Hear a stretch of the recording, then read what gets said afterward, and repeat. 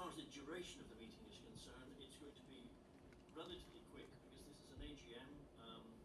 We'll have time for discussion afterwards, but we're keeping the agenda fairly tight. We haven't started quite yet. We're waiting to be told that we're for it. And at the end, I'm going to close the meeting formally before we have any Q&A. In case people want to leave, and at that stage we will come in for it. So we need to be for it for the duration of the meeting. There's nothing coming through, mate. The stream's live. Dead. So they're live now. If anyone's wondering, it will also be on our website afterwards, so people can always go back to the Globe AGM on our website. Just remind everyone, please, mobile phones, another very important role that Yeah, it's definitely an issue. Noise text sounding something wrong. just waiting for. Oh, I'm so sorry that I...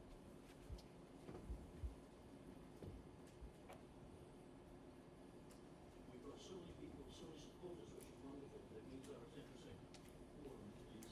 walked in on you changing. It's okay, I wasn't changing. You want me to stay? No, I didn't say that.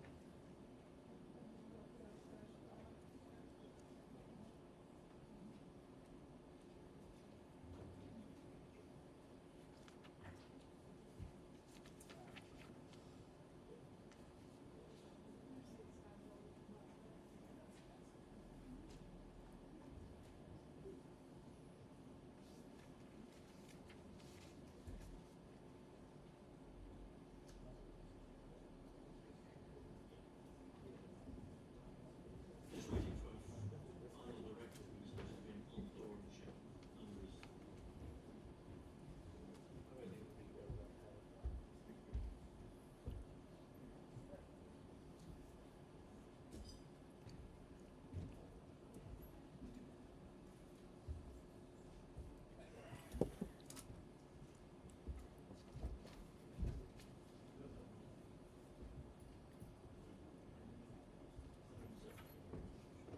Happy to announce that we are on board, so that's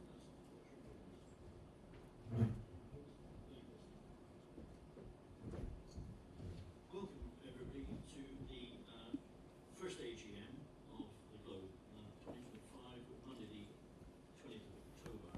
I just remind you all we are live streaming, so just be aware of that.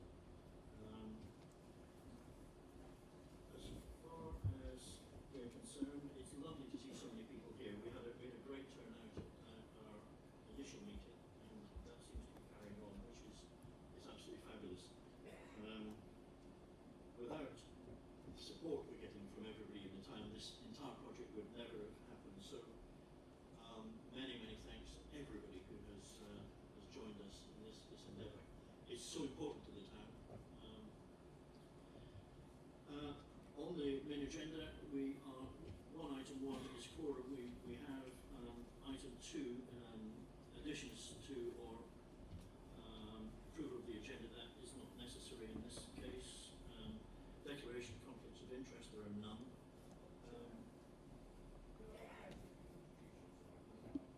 Yes, of course. Yes, of course. Okay. I'm chairing the meeting. My name is Doug Smith. I'm a former mayor, but I'm not here in that capacity at all. And I'm a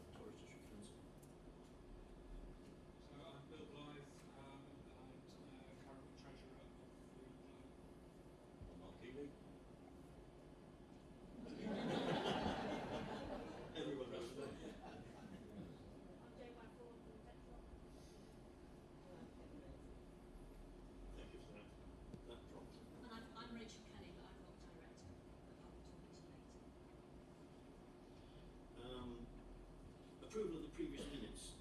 It's redundant, as this is our first AGM, so we can have no previous minutes, which is rather nice.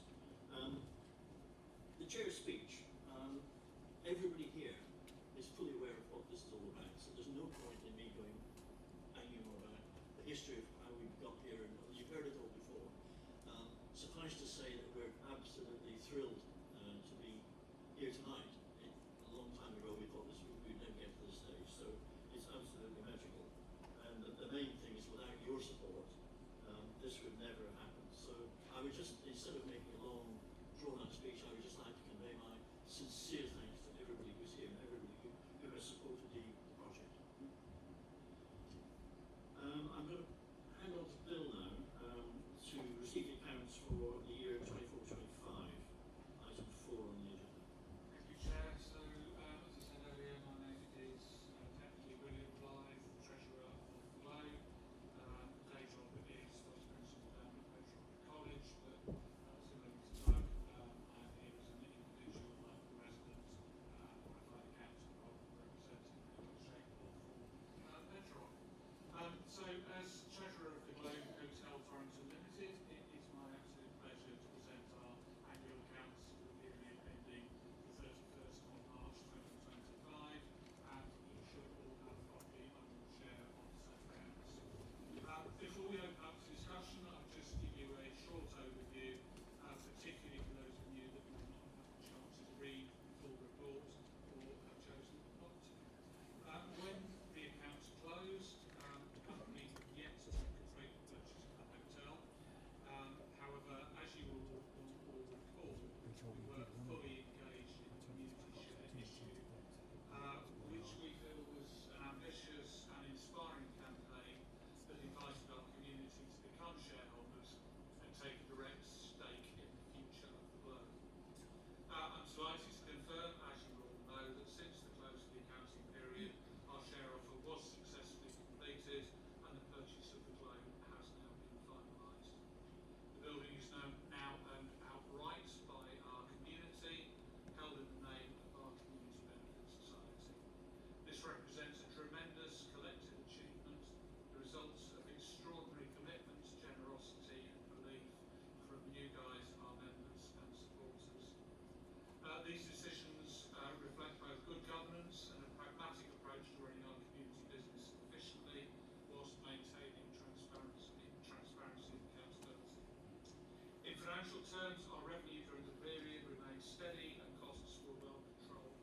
The statements show a healthy base from which we are now building. With the acquisition completed and operational planning underway, we move forward from a position of real strength. Just need to let you know that we held a special general meeting on the 18th of August 2025, where several important resolutions were passed unanimously, and they relate to the business of tonight and to the accounts.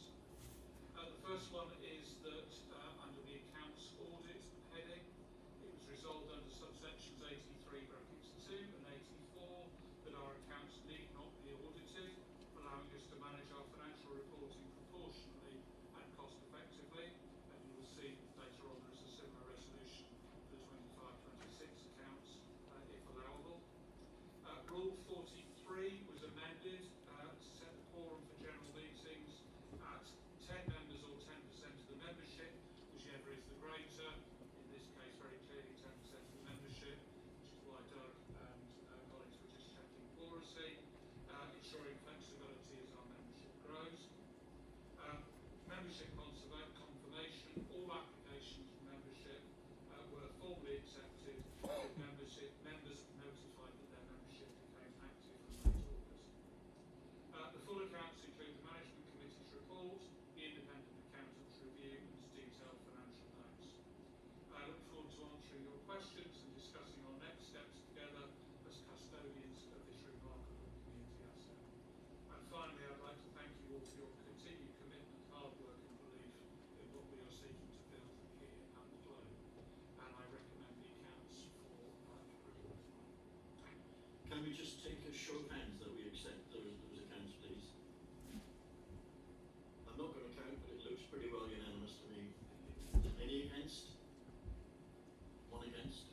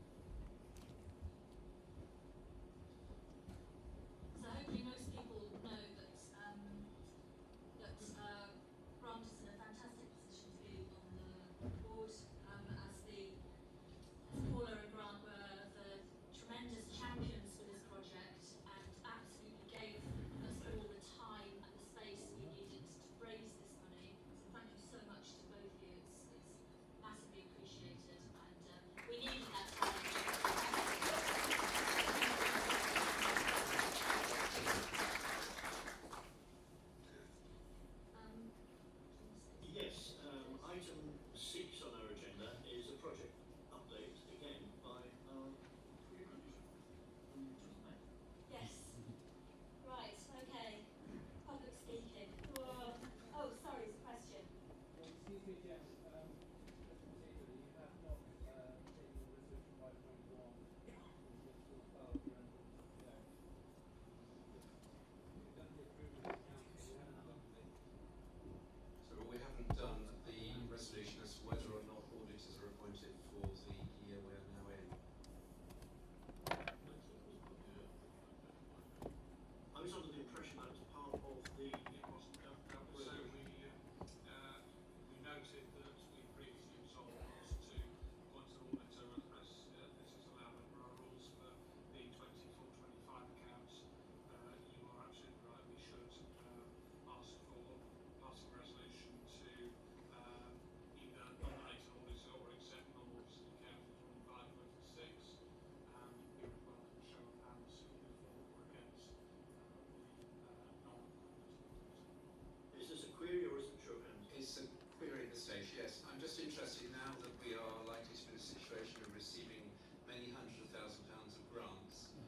It does seem rather more appropriate, particularly for those awarding the grants to us, to see an auditor's signature at the bottom of our accounts now. And I really think we should have an audit. I mean, when it was £60,000 of total expenditure, I think that was the right decision. I was having the accounts audited, and I suspect we'll get to the sort of value that actually our auditors will not allow us to not have audited formally. So if it is the will of the meeting, then I'll be very happy if you suggest that we should have the accounts audited next year. Are we talking next year or are we talking this past year? No, the current 25-26. I just wanted to clarify, because I know that was going to be the next question. So we're happy to have...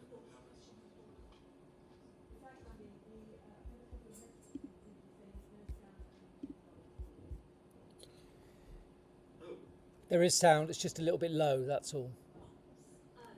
Just rectifying. Yeah, just rectifying now. Yep.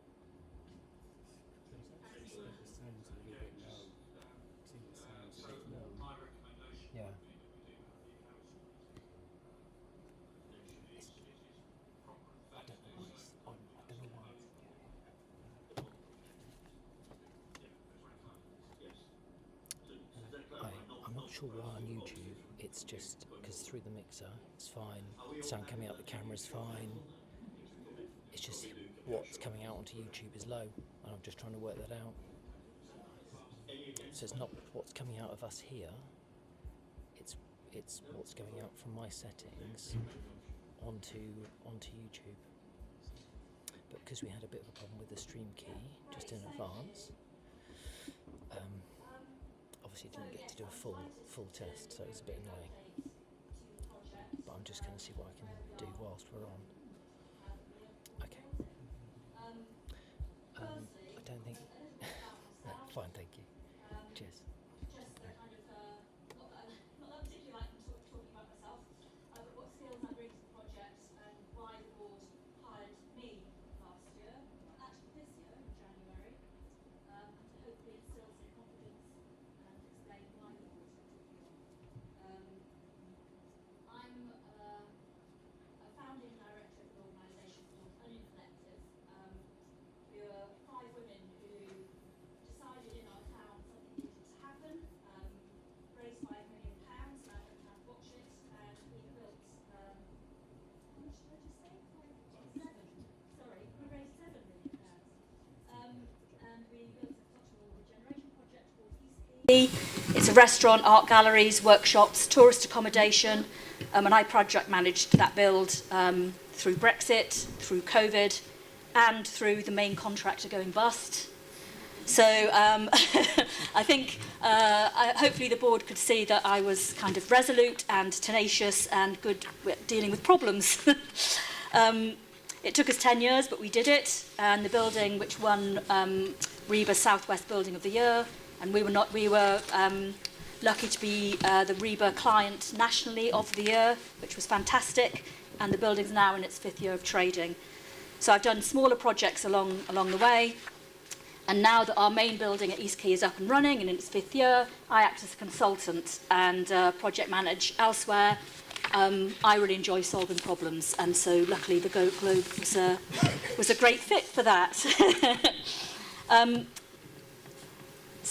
now that we've bought the building, the real work begins.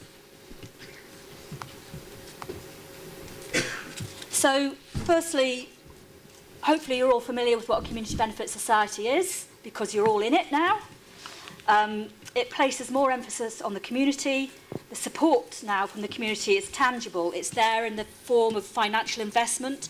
You've all parted with your money to show your belief in this project. This not-for-profit model is really popular with funders for this reason.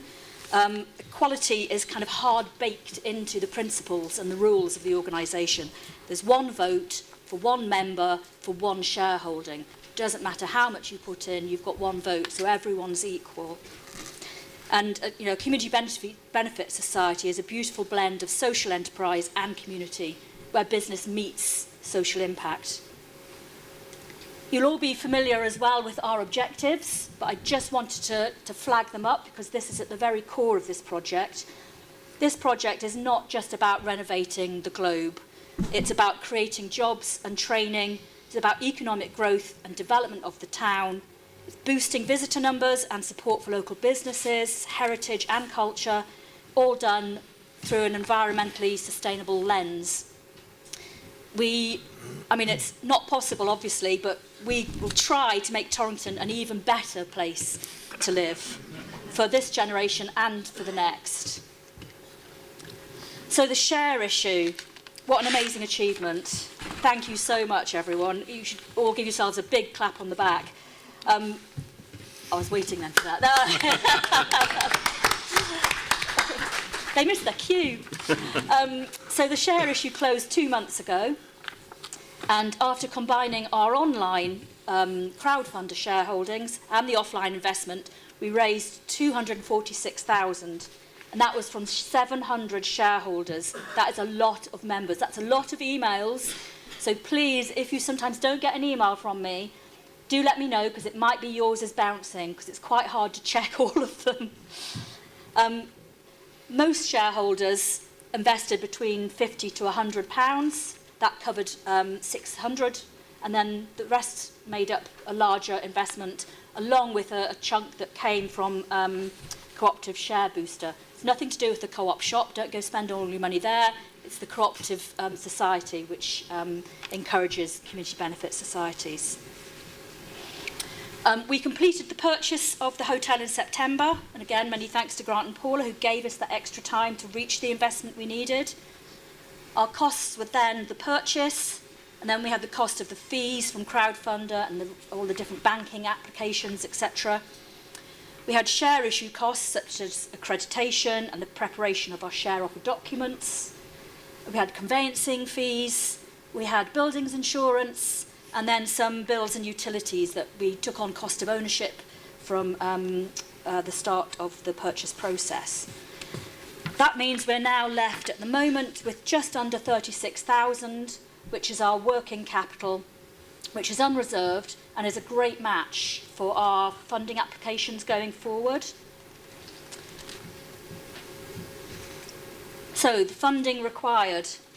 So at the moment, the share issue and the business portfolio, the business plan, is all based on our existing concept drawings. And the anticipated cost by the then architect was 5.602 million. Now, these drawings were put together about 3 years ago. And since that time, the need of the community has changed. For example, in the concept drawings, we have a community work hub space, while Castle Hill has happened since then. So we very much, this next period of time is when we'll be reviewing those concept drawings, and I remain hopeful, as I'm sure everybody does, that we can reduce that potential capital expenditure by cutting our cloth slightly to fit closer to the need. So far we have secured 600,000. That's from the share offer, working capital. That's from the levelling up funding. And I'm delighted to tell you all that we've also now secured support from the Architectural Heritage Fund. We have got just over 70,000 of support from them. It's the Phase 1 development funding. And many of the funders like you to do a Phase 1 with them before they then want to work with you on the main capital build. So it's really important that we develop these kind of relationships with the funders.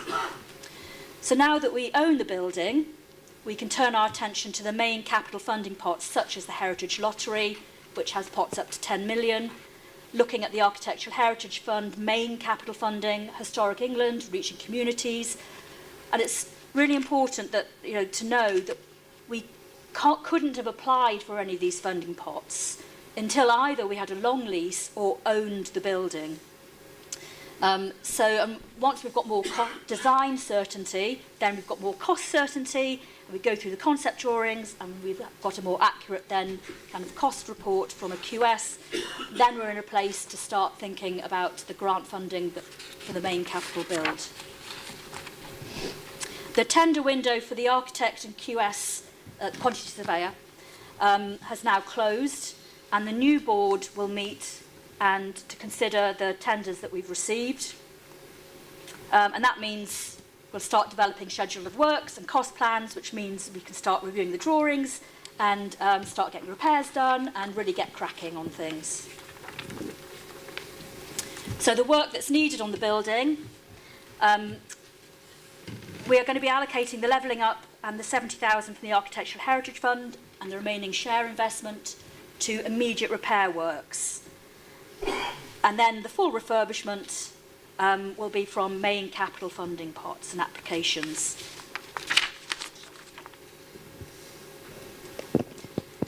So current procurement. As I mentioned, we've had an architect and quantity surveyor procurement process, and the tender is now going to be under review when the board meets, and we'll be appointing them in November. We are very keen to start immediate repairs on the windows, certainly the windows that will struggle to get through this winter. And we're also got a tender open for a facilitator for our advisory panels, and an asbestos refurb and development survey, which we're currently accepting submissions for. Once we've got our QS and architect, we'll carry out an independent roof survey, and that means we can put a tender out with some accurate schedule of works for roofers to then quote, and we'd like to get that happening in mid-November. Certainly after a rainy day like today, we're all very anxious what's happening in some of the rooms in the building.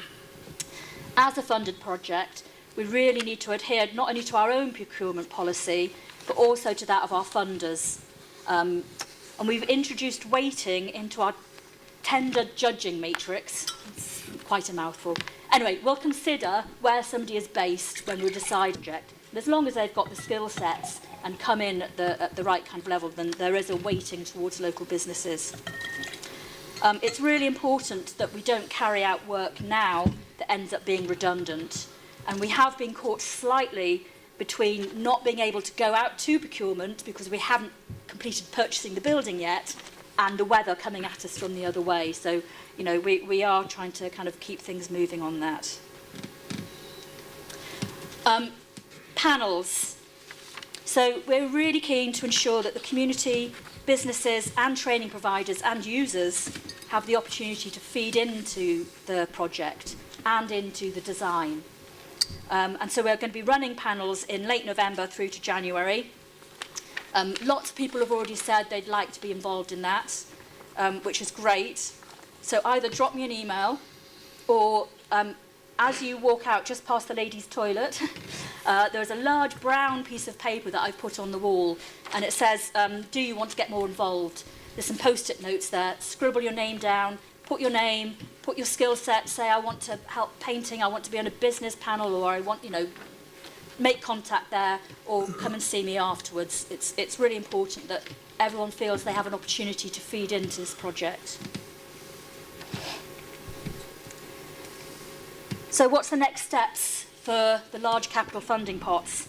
Well, as I've mentioned, we need to really interrogate our current concept drawings, and we need to start developing them and what I'd call reverse engineering, so making the build cheaper than it currently is, but not losing the design quality. We're going out to, so we've run the successful share issue. We've drawn down the levelling up funding. We're starting to. We draw it down each month. We have to report to Torridge District Council who hold it. We are developing relationships with the major funders. As I say, we've got the 70,000 from the Architectural Heritage Fund, and I've been in conversations with the Heritage Lottery that give pots of up to 10 million. And they're very interested in this project, especially now the AHF are also involved, and we'll be submitting phase 1 to them. Maintaining community engagement, so again, the AGM and the panels, and we'll be looking to potentially co-opt more board members if we find we've got a skill set that we need. I know that we're particularly keen to find a company secretary, and I wondered if the gentleman that very kindly pointed out the error sounded like he'd be a marvellous company secretary. So I've got my eye on you. We need to ensure we've got evidence of need and community use. So what we'd like to do is start, it all depends on what we find when we start the repair work, but we'd like to start some kind of meanwhile use of the downstairs area next summer, whether that's pop-up events or certain bar nights or food nights or supper club nights, and start using that space. The main capital funders would like that as well. It really shows that the community is behind the project. Where have I got to? Evidence of need. Drawings to Reba Stage 3. So as I've mentioned, we need to carry on developing the drawings, and we need to be at what's called Reba Stage 3 for the capital funders to be ready to invest. And that means you've developed your drawings to a stage where you'd be ready to submit to planning. If you need planning, we may not. And it means that you've got more cost certainty because you've developed the drawings to that stage. We're looking for partnerships for delivery. Well, now we own the building, we can really start expanding on that. I've had conversations with several training providers. I think it's really important that we know that we design a space that works for training that we'd like to deliver from that space. But then there's also a lot of work around not just the building, but developing those partnerships. So working with the schools and thinking about how do those funnels for apprenticeships start working now, because we're going to take several years to get all this work done, and we need to make sure that that work's happening in the schools, and so that that we know where we're working towards. And we need a responsive business plan. The business plan needs to keep changing. It needs to be iterative. Things are going to change. God help us, not another COVID or Brexit, but things will keep changing, and so we need to have a business plan that reflects that. So the broad timeline is October for our first AGM. Thank you very much. And then through to next spring is when we hope to finish some of the immediate repairs. Then we'd look for the full refurbishment to be going from 2026 through to 2028. And then fully operational, serving cups of coffee, flushing toilets, lovely comfy beds, etc. By 2028. And that is once we start trading, and that's when share interest also starts to become involved. And one thing I didn't mention on the share issue is we are looking to develop a login page on our website, which means that you'll be able to log in and see your shareholding and the details attached just to your shareholding. If you change your telephone number or your email address so that you can see it there, and that will start to become important when we start paying interest or when people start withdrawing their shares, or so in a couple of years it'll be more relevant, but that's what we're looking to develop. I included sets of the concept drawings, which I'm not going to go through, they're too small to see, but they are in the packs that we've handed out. It just gives you an idea. They are on our website as well. It gives you an idea of what the architects were thinking 3 years ago. I've been told that the laser pointer doesn't really work on, you can't really see it. But the orange, for example, the orange section, that was a community work hub space. Well, you know, we don't need that. We don't want to be competing against Castle Hill. So there's all kinds of things like that we'll be thinking about. And then that's the next floor up, and then the top floor. So thank you. I'm sure lots of people got all sorts of questions they want to ask about the project, but we're going to hand back over to the chair to close the meeting while we still core it, and then we'll have questions and answers, if that's okay.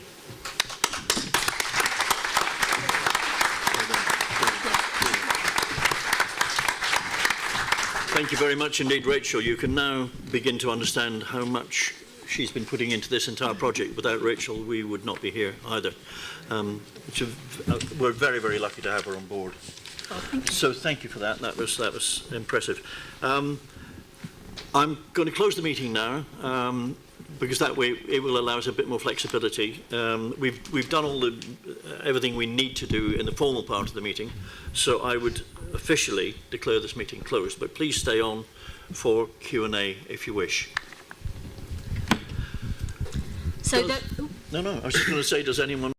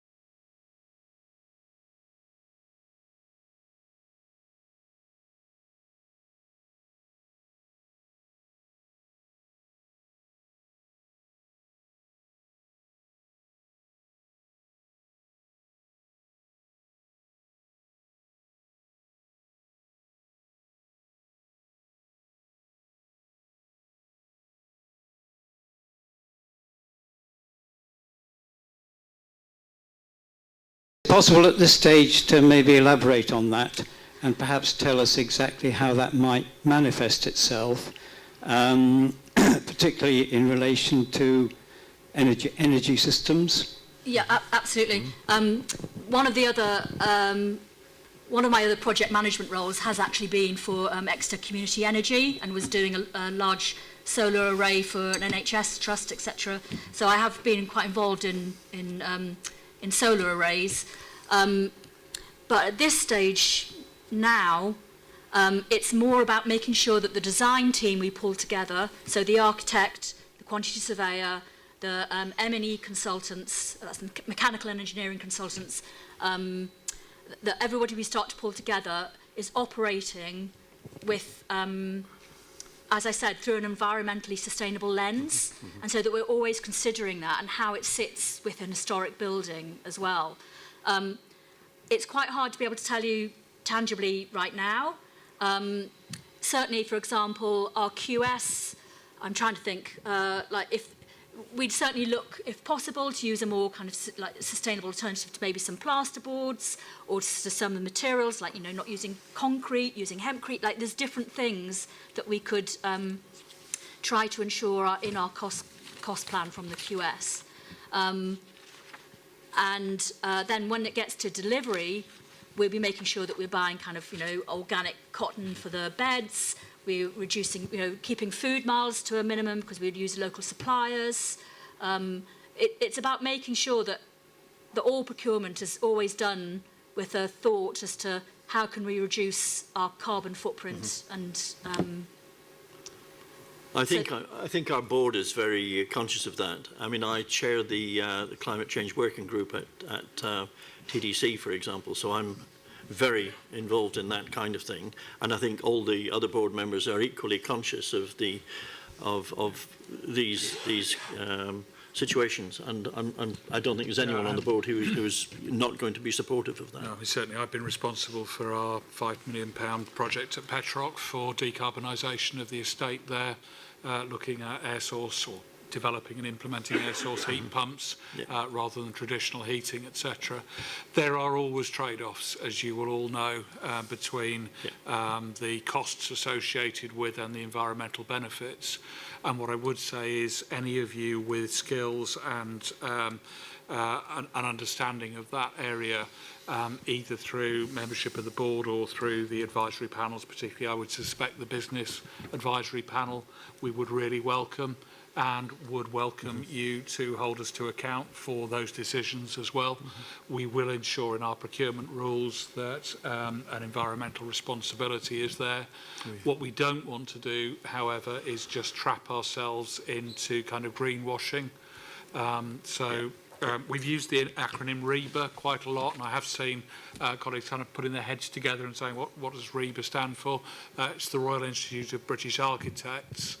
Now, they have all sorts of kind of kite marks associated with environmental delivery, many of which actually are not really a great guide to the environmental sustainability of a building. So what we want is real commitment to reducing our carbon impact, to ensure that we're trading in a fair and equitable way, as Rachel has said, that we are sourcing locally, etc. And that will be a commitment right through the project.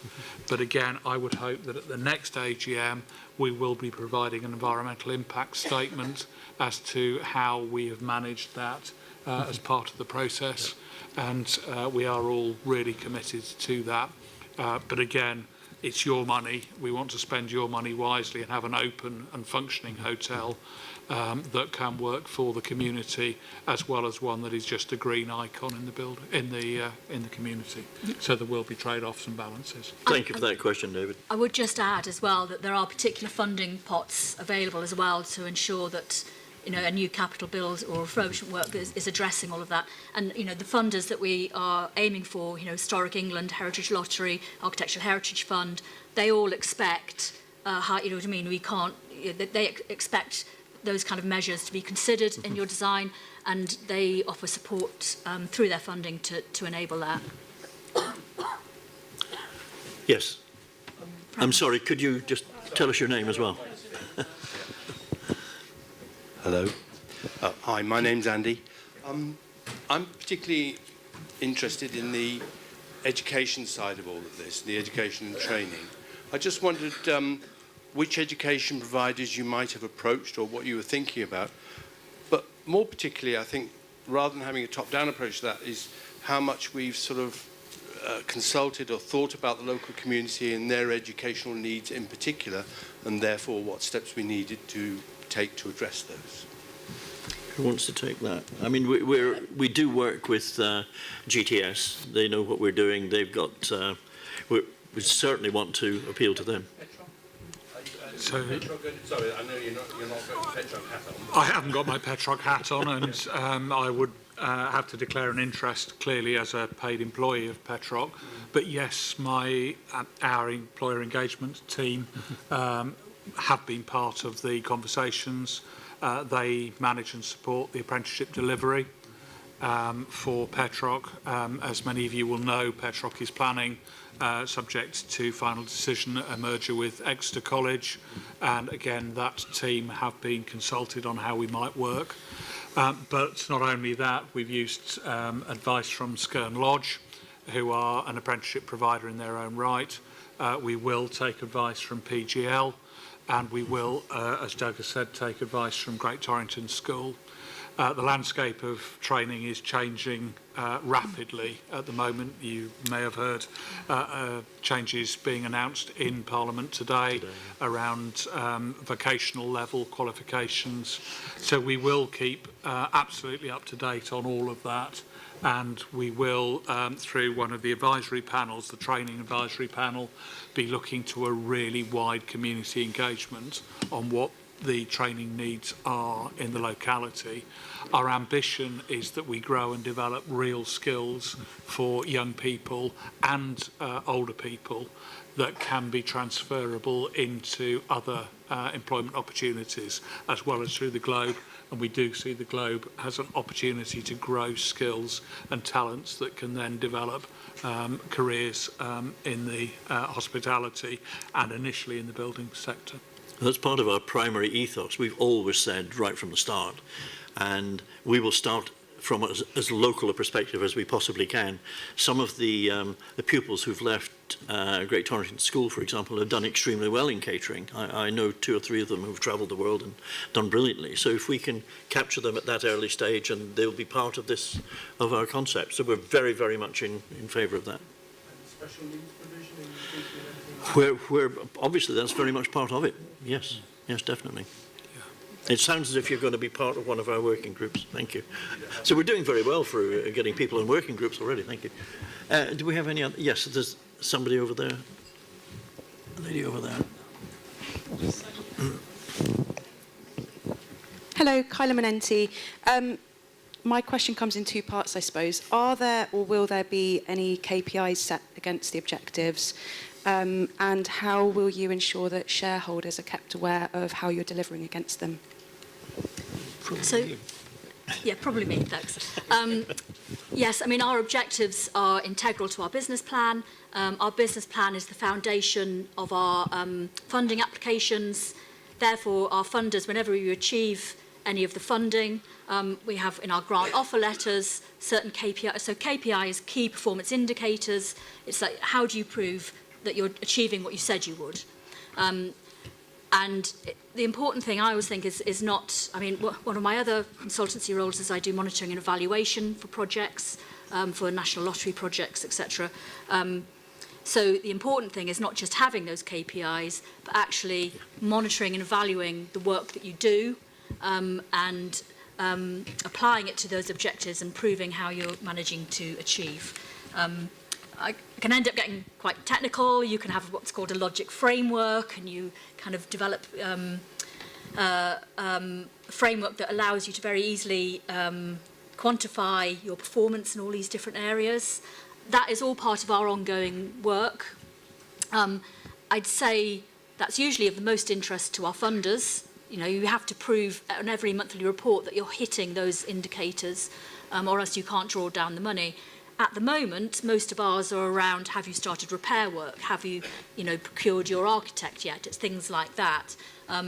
They'll become more ethereal, like, have you made a difference to your community? Have you engaged? That's and then we would be sharing that kind of information on our website and on annual reports. And I'd say some of that is kind of further ahead when we start delivering how we're going to make those changes in the community. You know, how many people are coming in to be trained, how many local jobs have we created, etc. So we'll have an annual report, which will include a whole kind of social impact section. In terms of how we'll keep our shareholders updated, there is our AGM, but of course, really you want to have a much more regular update than that. And during our build, it's always good practice to have a kind of monthly update that would be on our website as to what's happening within that month.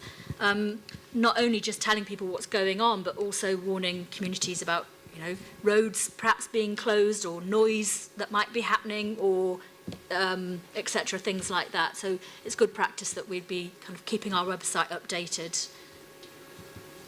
I think the other thing, this may sound trite and it's not meant to, is that we need to be reminded regularly that we are your directors, that you own the building, not us, and that we need to be reporting to you in ways that are useful to you as a community. So whether that's events here, things on the website, etc. Again, I think what we need is two-way dialogue, so that the board is visible to you and you are visible to us. So again, through informal comms as well. Most of us are, we are all local residents. We all aim to be as visible as possible in the community. The Saturday drop-ins worked incredibly well from my perspective, and colleagues were really keen, I know, to keep those going through the summer. So those sort of events and opportunities, just to ensure that you see us as part of your community and can work for you, are really, really important. So again, anything that you can come up with that you think would help in terms of engagement with the community, we really, really want to hear. And I'd add as well that while we've said that we're going to have a business and a training and a community panels, there will be as well a community consultation on the design. That's kind of hard baked into kind of the kind of planning process. Even if we don't need planning, it'd be really good practice for an organisation such as the CBS to have a community consultation on the design. So the architects and the design team will be there presenting why they've put the restaurant here and why is that there, and this is what they intend to do here. And that is a community event, and that's where there's a dialogue and suggestions come backwards and forwards. The last thing we want is to do the design ourselves and people turn around and say, well, it's not really what we wanted. It's your project, and we need a lot of feedback from everyone in here. So, yeah, absolutely. Anyone else? Question at the back. Yes, Fran, lady behind you. right at the back. Oh.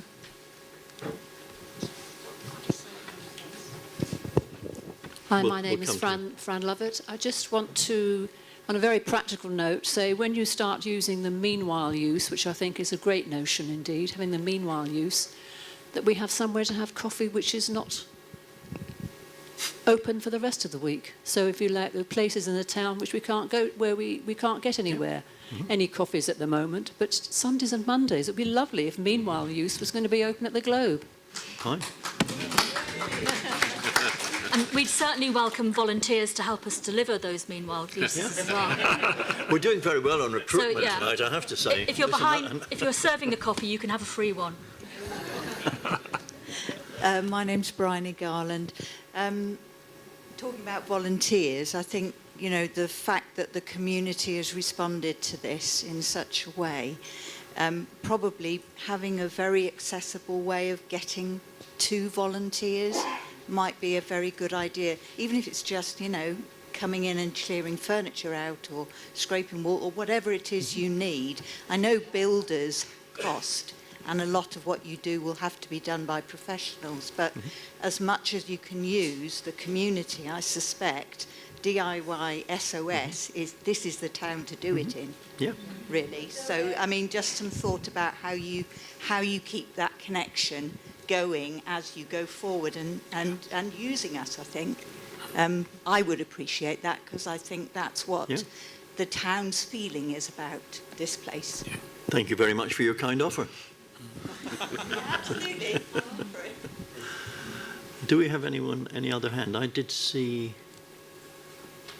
Charlotte, was your hand up or not? It wasn't, sorry, you were just doing one of those. Sorry. Is there a question at the front? Nope. Nope. I think in that case, I think if we're all done, I mean, we're going to be here for a little while. If anyone wants to come and have a one-on-one with any of us, you're more than welcome.